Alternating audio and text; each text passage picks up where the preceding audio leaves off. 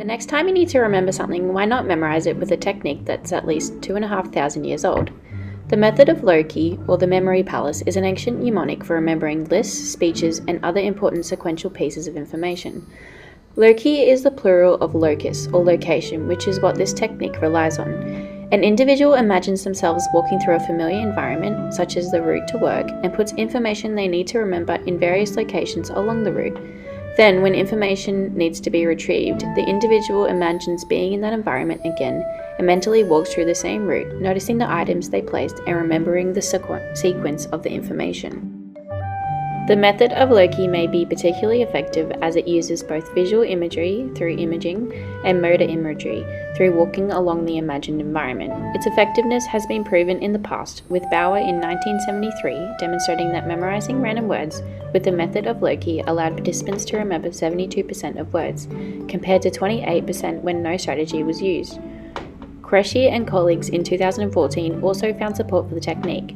They had medical students learn insulin and diabetes content either through the method of Loci or self-directed learning and found those who used Loci had significantly better results than the control group. Several world's best mnemonicists also employed this method to remember exceptionally large amounts of information quickly, like Feng Wang using this method to memorize 300 random digits in 2011.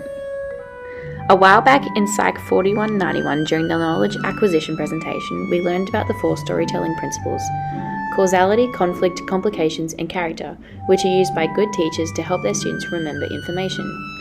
I keep forgetting what these 4 principles are, so why not use the method of Loci to remember them better? To do so, I'll visualize the familiar route from the Ferry terminal to the psych building on campus. Once I get off the ferry, the first thing I see is the ferry terminal. Here I can place the first storytelling principle, causality. The image I come up with needs to be a bit strange to make it more memorable. I'll imagine someone has set up dominoes and just knocked over the first piece, causing the others to fall. I continue on my route and reach the car park, where I'll place the second principle of conflict. To remember this, I'll picture 2 Tesla owners having a conflict and fighting over the charging ports.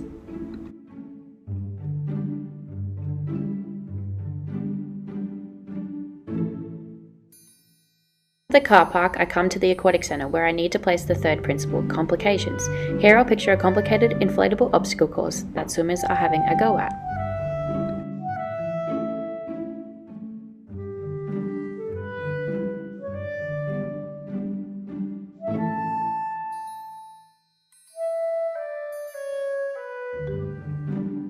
Finally, I pass by the tennis courts. Here I'll place the final principle, character, and I'll remember it by picturing the characters Shrek and SpongeBob battling it out on the tennis court.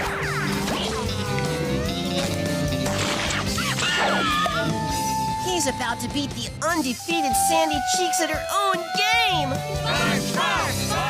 With the method of Loci, you can remember simple bits of information like storytelling principles or exceptionally long lists of info. It's why some of the world's best mnemonicists use the method of Loci to remember massive amounts of information quickly. Although it takes a while to memorize all the images along the route, which makes the technique less than ideal when time is short, it's still a helpful way of storing hard to remember information and making it sure it can be easier to retrieve in the future.